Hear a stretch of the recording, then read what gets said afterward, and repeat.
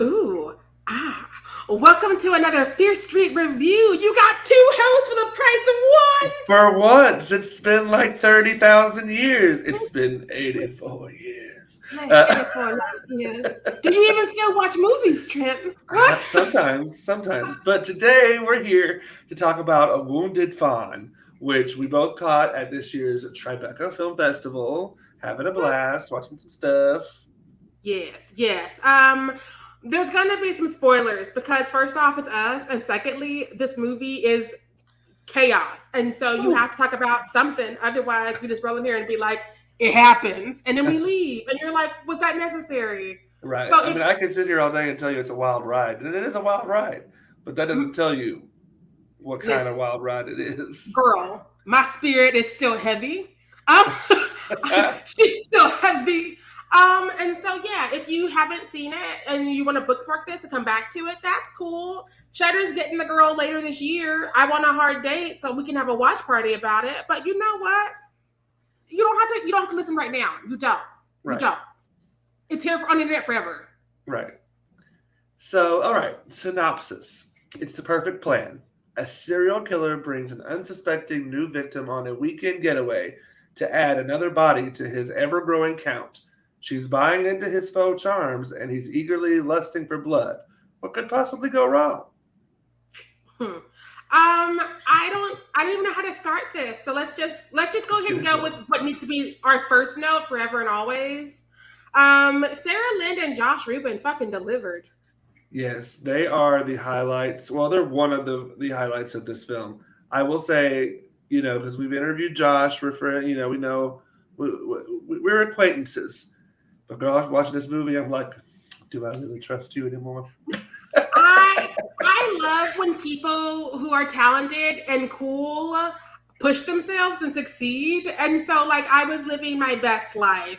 Even though I was like, what am I watching? Where did that hand come from? Who's this bird? I was still living my best life. Yes, they were both they really felt Grounded. well-rounded characters for sure. And we don't always get a lot of that in the horror genre, and I say that as somebody who loves it. Clearly I have enough podcasts and things to prove Well, that. sometimes you don't need a well-rounded character because it's just there to be fun and silly and kill some Yeah, people. But this really needed yeah. some. Honestly, like we love Josh, so there were times I was like, maybe I wanted to kill her. I don't know. No, and I think that's another reason why I love that casting choice specifically. I mean, aside from he deserves, he's earned. I think that is just like very, very, very good casting because a lot of people have a hard time separating actors from characters, Mhm. which is why the discourse is always like, "Well, I hate that bitch in that movie," and it's like, no, you don't understand. The dude was the villain, but you were here for the dude because you're a fan of the dude. Right. Um, and so I love that people have to like sit there and fight with themselves to be like, I just watched him kill a bitch. But also, I don't know their history. It's like you don't need to know their history. You don't need to know. But Exactly. I feel like they play well together, Mhm. Sarah and Josh, and that just it sparked joy because I went into this knowing it was going to be a weird time, but it took a second to figure out how weird it was going to get. And so, like their dinner scene when they finally get to this cabin, I would have watched that for at least 2 more hours, and then like not even an intermission. And I almost forgot how weird we were supposed to get because I was having such a good time watching them. And these like truths that are not truths and lies that are not lies. I was like, let's do this dance some more. And then like Right. Travis Stevenson was like, fuck your drag. We're gonna get weird again. I'm like, oh, that's right. What? Yes, yeah, that's one of the things. The concept of this film was just super cool, and I found myself a lot of times confused at what the hell was going on, but I was just along for the ride, so I didn't need to follow it. This is one that I will gladly rewatch after some time because I want to get it out of my brain so I can go back into it. But I want to be able to rewatch it and find the ins and outs of like what is supernatural, what is real, what is not real, what is he hallucinating, is she just fucking with him? Because I loved how much of it I was like questioning as we went along, as we went through the film. I've said this many times in many ways. I love a movie where I can't predict what's happening and where is it going. where it's going for the right reasons. Because so many of them are just like dumpster fires and you could never figure it out. Whereas this one, it was like we're putting thought into it and we're doing a lot of different things. And we're like bringing in like these Greek influences. And we're also talking about like just how shitty men are. And we're talking about like this woman who's trying to get her life together, which is a relatable story. And we are putting all of this in a blender and we're giving all of it some like weight and some justice and some time. And it was never like, I got lost in the sauce. What the fuck? It was like, I'm lost in the sauce, but I'm having a good time. This is weird. Where'd that bird come from? Put that bird back in that head. You put it back in that head. The noises I made. The noises I yes. made. Okay, well, speaking of the bird and all of the special effects and the gore, the everything, it was so well done. Another highlight of this film for me. There were 7 people listed on IMDb that worked on the special effects for this film. One of which I do want to shout out because they also worked on one of our other favorite films that we've covered. But Dan Martin, who also worked on Possessor, which tracks for me just visually. I could see the influences there. I love mayhem on any budget, and this was mayhem. I don't know who all specifically handled the hand that fucked me up towards the end, but I want all of them to know that I am fucked up, and I appreciate them. What? Thank you. You've done your job. Thank you. Yes, yeah, I don't know. This movie kept shifting, and like it has the chapter breaks, but even within those chapters, it was like different vibes because we come on and we are here with Bruce, and Bruce is already a villain, and we're like, oh, that check scans, and then we jump to Meredith, and we're like, oh, she's the movie. It's gonna be her story, and then she falls out in the middle, and it becomes us just torturing Bruce, which I'm here for as well. Love to see it. Give me more of that. But like. This movie at 5 different times was just like, I heard you like scary things. Come to this fucked up shit real quick. And you're like, what, huh? I thought we were friends. I didn't know what to do with my hands. I loved the use, and this goes along with the whole, bringing in the Greek influences of Greek tragedy, and just those classic scripts that we all theater majors know those plays. But in the sense that even the supernatural spirit, or if it's not super, whatever it is, his past, his hallucinations, whatever, are all coming back to haunt him was really fun. And to help her. Because, listen, if you are getting out of a stranger's car in his cabin in the woods and you hear a voice say, leave now. Leave now. Listen. Just leave. Just start walking. As somebody who's been watching horror movies since before she knew they were called horror movies, don't go to no cabins. Don't go. No to cabins. Nothing good ever happens in a cabin. I've never seen anything good happen in a cabin. Nothing. Ever. Right. I also want to give a huge shout out to the costume designer, Eric Berggren. I thought that the influences with the Greek costuming was really fun, especially towards the end when we just go full tilt madness, and he even like rips up a toga to put on, which I loved. It reminded me of all of us who went to the last minute to do our lit and shit projects, and I was like, Dante needs to see this because we were just like, yeah, no, I was studying. Yes, that's the level of madness we used every overnighter.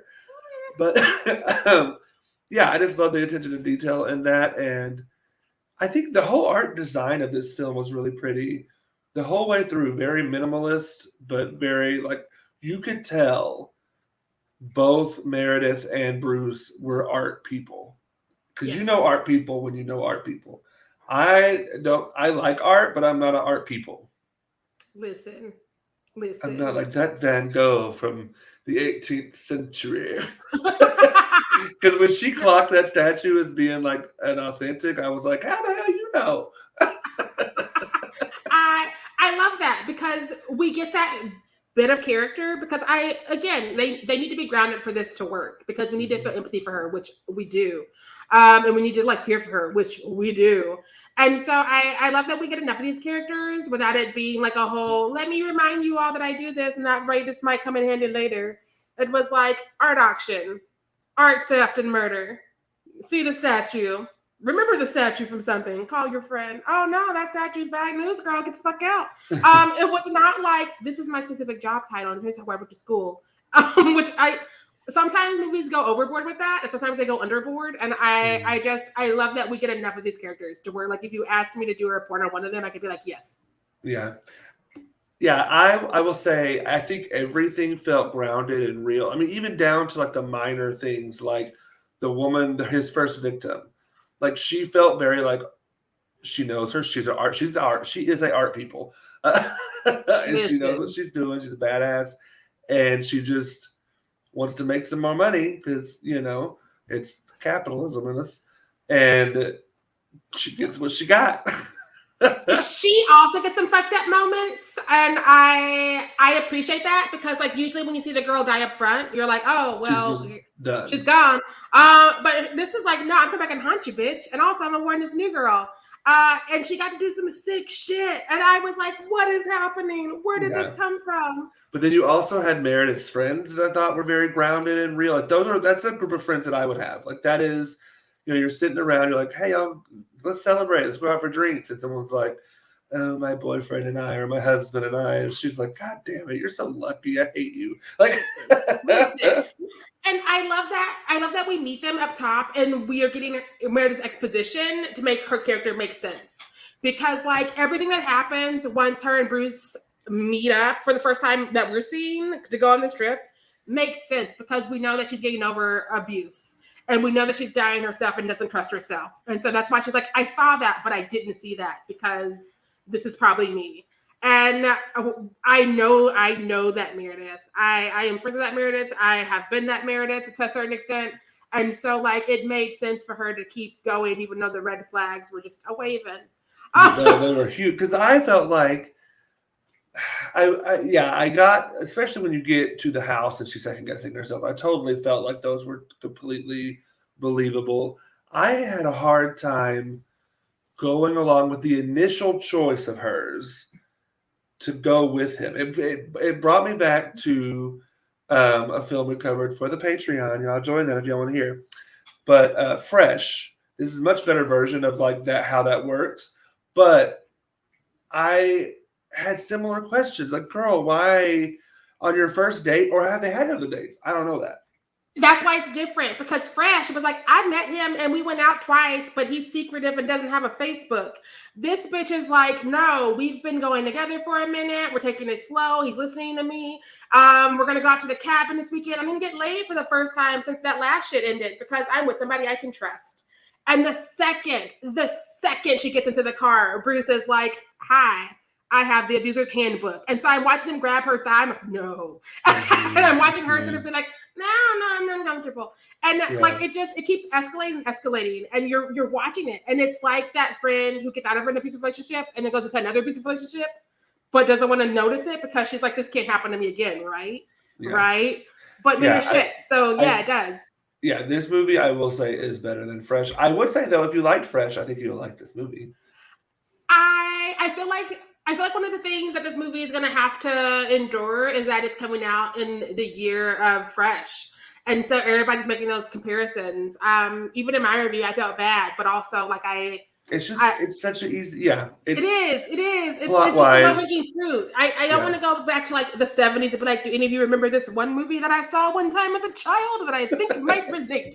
I don't get paid for that. I mean, I do, but I'm not going to do it. So like, I was like, here are some things that have come out in these last couple of years that I think we can all get on board with. Yeah.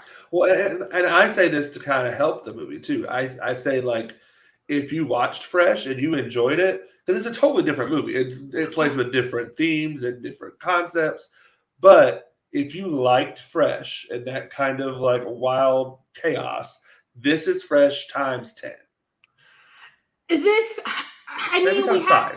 We got the villain who's a dude, because dudes. And we got the cabin, because cabins. But I think that aside from like those two things, and that they are like sort of in conversation about this whole like ideal nice guy dude, and dating's dangerous right now. I think that is all they have in common. And so I think that I think that a lot of people who are like, oh, it's like fresh, are gonna walk in here and be like, what the fuck did I just see? And a lot of people, and a lot of people who didn't like Fresh are gonna eventually watch this and be like, why didn't I watch this sooner? And so I hope that when the shutter drops, they give us a little bit more promotion, because we only have the one weird picture on the line. I know I've looked, so my article could have more than one and could not do it.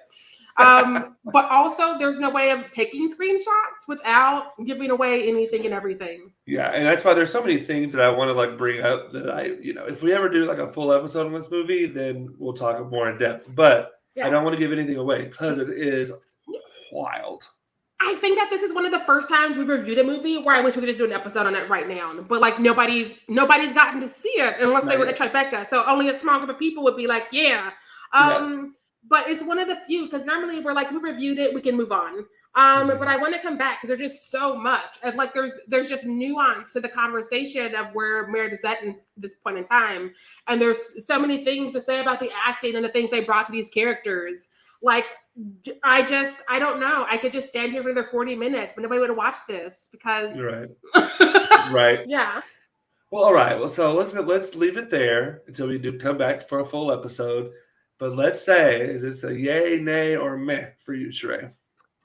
This is a yay for me. We know I love weird shit. We know I love a damn good performance. And I think that the whole cast turns it out. But like, Josh is carrying most of the weight because like it's the second half of the movie is him just catching it from the Furies, y'all. I can't stress enough. This is a movie I don't know. I can't easily, like usually you can easily tell. I can't easily tell you who the protagonist is. I think there's arguments to both of them, Meredith or Bruce. Bruce is our antagonist. Like he's our villain. He just happens to also maybe be our lead, which I think is a spicy thing to do in film. Well, I think an antagonist. I think a villain could be a protagonist.